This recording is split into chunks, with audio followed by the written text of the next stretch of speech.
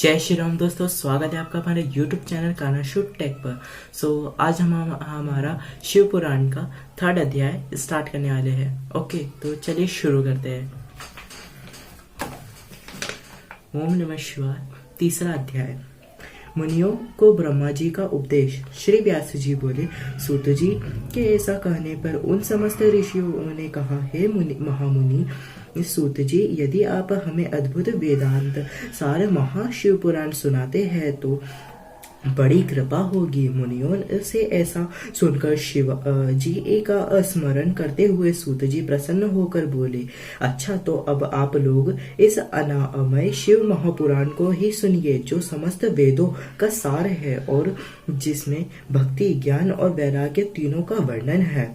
हे ऋषियों, पूर्व समय में जब पुनः पुनः कल्पों का क्षय होता गया और उसके पश्चात जब इस कल्प का प्रादुर्भाव हुआ, तब सृष्टि संबंधी कार्यों के आरंभ होने पर षट कुलीन अर्थात 6 कर्मों के करने वाले उत्तम कुल के मुनियों में यह मतभेद उत्पन्न हो गया कि यह सबसे पर है या नहीं। तब इसके निर्णय के लिए वे लोग ब्रह्मा जी के पास गए। ब्रह्मा जी ने कहा, जो सबसे पहले उत्पन्न हुआ और जिसमें मन, वाणी और कोई गम नहीं तथा जिससे ब्रह्मा, विष्णु, रुद्र, इंद्रादिक महाभूतों और इंद्रियों आदि से संयुक्त सारे जगत की उत्पत्ति होती है, वह सबसे पर है और वह सर्वज्ञ जगदीश्वर महादेव जी है, जो परम भक्ति इसे दिखाई पड़ते हैं तथा रुद्रादि सभी देवता जिनके दर्शनों की अभिलाषा रखते हैं। अधिक क्या कहूँ, शिवजी एक की भक्ति से संसार का जाल कट जाता है। उनके प्रसाद से भक्ति और भक्ति से ही उनके प्रसाद की प्राप्ति होती है। जैसे बीज से अंकुर और अंकुर से बीज की उत्पत्ति होती है, अतः हे ब्राह्मणों, आप लोग महादेव जी का प्रसाद पाने के लिए यह 1000 वर्ष का दीर्घ यज्ञ कीजिए, जिसमें शिव जी की कृपा से आपको साध्य और साधन का ज्ञान होगा। इस पर मुनियों ने पूछा, हे सूत जी, यह साध्य और साधन क्या है? ब्रह्मा जी ने कहा, साध्य शिव पद है और साधन उनकी सेवा करना है, परंतु इसके लिए साधक को सर्वथा ही निष्प्रह होना चाहिए। जब इस प्रकार वेद विधि से भगवान शिव की आराधना होती है, तब परमेश पद की प्राप्ति हो जाती है और जो जैसा करता है उसे वैसा फल प्राप्त होता है। इस संबंध में स्वयं शिव जी ने भी कई निर्देश दिए हैं। कानों से सुनना, वचन से कहना, मन से मनन करना भी एक महान साधन है, क्योंकि वे महेश्वर सर्वथा ही सुनने, कीर्तन करने और मनन करने योग्य है। अतः साध्य तक पहुंचना हो तो साधन में डट जाना ही आवश्यक है। प्रत्यक्ष का ही विश्वास होता है। अतएव बुद्धिमान को चाहिए कि पहले गुरुमुख से श्रवण कर कीर्तन और मनन द्वारा शिव योग को प्राप्त होवे। संभव है कि साधन में पहले तो कुछ क्लेश प्रतीत हो, परंतु पीछे आनंद मंगल ही प्राप्त होता है। इति श्री शिव पुराण विद्वेश्वर संहिता का 3रा अध्याय समाप्त। 4था अध्याय। सनत कुमार व्यास संवाद। इस पर मुनियों ने पूछा, हे सूत जी, श्रवण और मनन क्या है तथा कीर्तन कैसे किया जाता है?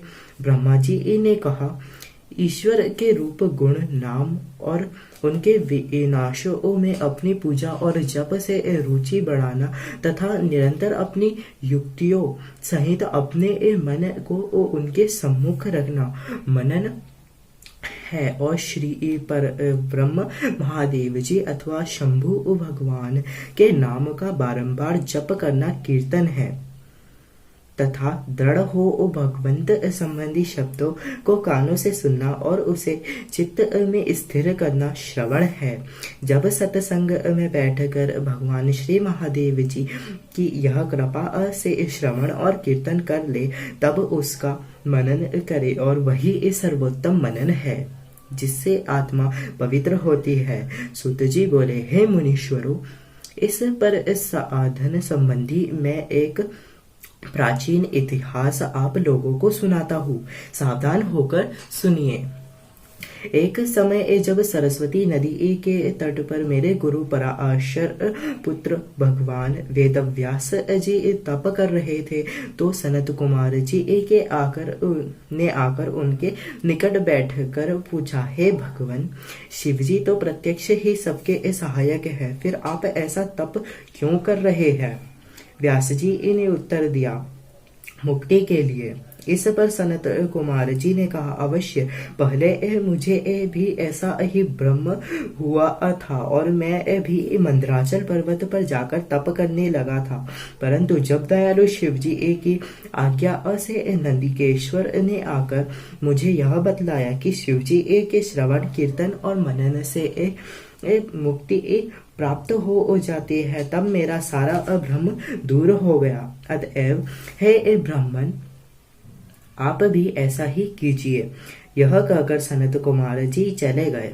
इस पर ऋषियों ने सूत जी से पूछा, जो श्रवण कीर्तन और मनन नहीं करता, उस जीव की मुक्ति कैसे होती है तथा बिना यत्न किए भी वह कैसे मुक्त होगा? इति श्री शिवपुराण विद्वेश्वर संहिता का 4वां अध्याय समाप्त। 5वां अध्याय लिंगेश्वर परिचय। श्री सूत जी बोले, हे ऋषियों, श्रवण कीर्तन और मनन में आसक्त प्राणी यदि इस शिव जी के लिंग बैर की संस्थापना कर नित्य उनकी पूजा किया करे तो भी वह संसार सागर से तर जाता है। मुनियों ने कहा, यह कैसे?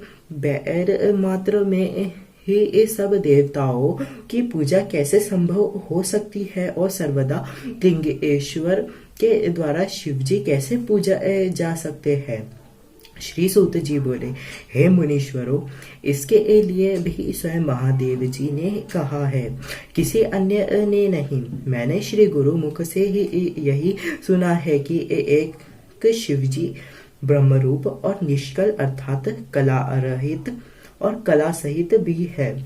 इस निष्कल में निराकार लिंग की प्रधानता है, परंतु वे सभी कलाओं से संयुक्त है, इसलिए शिव का साकार बैर स्वरूप भी हो जाता है और इस साकार और निराकार से ही शिव जी ब्रह्म संज्ञक भी हो जाते हैं। इसी से लोग उनके दोनों स्वरूपों की पूजा करते हैं, अन्य देवों में यह तत्व नहीं है। यही कारण है कि वे निष्कल लिंग और रूप में पूजित नहीं होते। ब्रह्म पदवी तो केवल शंकर जी को ही प्राप्त है। इस वेदांत सार ओम प्रणव के लिए भी सनत कुमार जी ने मंदराचल पर्वत पर श्री नंदिकेश्वर जी से प्रश्न किया था, जिस पर नंदिकेश्वर जी ने यह स्पष्ट कहा था कि एकाकी शिव जी ही इस प्रकार पूजनीय है। कलापूर्ण भगवान शिव का बैर पूजन लोक सम्मत है और वेद ने जिसकी आज्ञा दी है। इस पर जब सनत कुमार जी ने लिंग बैर की उत्पत्ति पूछी तो नंदिकेश्वर ने कहा, पूर्व काल में जब ब्रह्मा और विष्णु में युद्ध हुआ तो उनके बीच में निष्कल शिव जी ने स्तंभ रूप में प्रकट होकर विश्व संरक्षण किया था और तभी से महादेव जी का निष्कल लिंग और सकल बैर जगत में प्रचलित हुआ। बैर मात्र को देवताओं ने भी ग्रहण किया। इससे शिव जी के अतिरिक्त बैर लिंग से देवताओं की भी पूजा होने लगी और वही उसका फलदाता हुआ। परंतु शिव जी के लिए लिंग और बैर दोनों ही पूजनीय हुए और जिनसे कल्याणमय भोग और मोक्ष दोनों ही प्राप्त होने लगे। इति श्री शिवपुराण विद्वेश्वर संहिता का 5वां अध्याय समाप्त। 6वां अध्याय ब्रह्मा विष्णु संग्राम। श्री नंदिकेश्वर बोले, पूर्व समय में जब श्री विष्णु जी अपने सहायकों एवं अनुचरों सहित श्री लक्ष्मी जी के साथ शेष शैया पर शयन कर रहे थे। तब ब्रह्मवेत्ताओं में श्रेष्ठ ब्रह्मा जी स्वयं ही वहां जा पहुंचे और विष्णु जी को पुत्र कह कर पूछने लगे कि तू कौन है। हे पुत्र उठ, मुझे देख, मैं तेरा ईश्वर यहाँ आया हूँ। इस पर विष्णु जी के भीतर क्रोध तो हुआ, परंतु उसे दबाकर उन्होंने ब्रह्मा जी से कहा, हे पुत्र, तुम्हारा कल्याण हो, आओ बैठो, मैं तुम्हारा पिता हूँ, और कहो कि तुम्हारा मुख टेढ़ा क्यों हो गया है। इस पर ब्रह्मा जी ने कहा, समय के फेर से तुम्हें अभिमान हो गया है। हे पुत्र, मैं तुम्हारा संरक्षक ही हूँ, किंतु समस्त जगत का पितामह हूँ। विष्णु जी ने कहा, रे चोर, तू अपना बड़प्पन क्यों दिखाता है? सारा जगत तो मुझ में निवास करता है। तू मेरे ही नाभि कमल से प्रकट हुआ और मुझसे ही ऐसी बातें करता है। नंदिकेश्वर कहते हैं कि जब इस प्रकार रजोगुण से मुग्ध उन दोनों महानुभावों में विवाद होने लगा, तब वे दोनों अपने एक प्रभु कहते कहते एक दूसरे का वध करने पर उद्यत हो गए और युद्ध छिड़ गया। हंस और गरुड़ पर बैठे दोनों अमर ईश्वर परस्पर युद्ध करने लगे। उनके वाहन भी लड़ने लगे। देवता आकाश से देखने और दोनों देवताओं पर पुष्प वृष्टि करने लगे। इसी समय ब्रह्मा जी के वक्ष स्थल में श्री विष्णु जी ने अनेकों अस्त्रों का प्रहार कर उन्हें व्याकुल कर दिया। इससे कुपित हो ब्रह्मा जी ने भी उनके वक्ष स्थल पर कई भयानक प्रहार किए। अग्निवत अस्त्रों के आश्चर्यजनक व्यापार हुए। देवता एक दूसरे के प्रति कानाफूसी करने लगे। युद्ध में श्रीमित विष्णु जी हाफने लगे, परंतु उसी क्षण शांत होकर उन्होंने ब्रह्मा जी पर माहेश्वर अस्त्र चला दिया। इससे ब्रह्मा जी को बड़ी चोट लगी और उन्होंने पाशुपत अस्त्र चलाकर विष्णु जी के वक्ष स्थल पर आघात किया। इसके पारस्परिक अज्ञातों से देवता अत्यंत व्याकुल हो उठे और उन्होंने कहा, आप दोनों ही अराजकता उत्पन्न करते हैं। अतः यह सारी सृष्टि शिव जी की है कि जिन त्रिशूलधारी की इच्छा बिना कोई एक तिनका भी इधर से उधर नहीं कर सकता। हम लोग शिव जी के पास जाते हैं।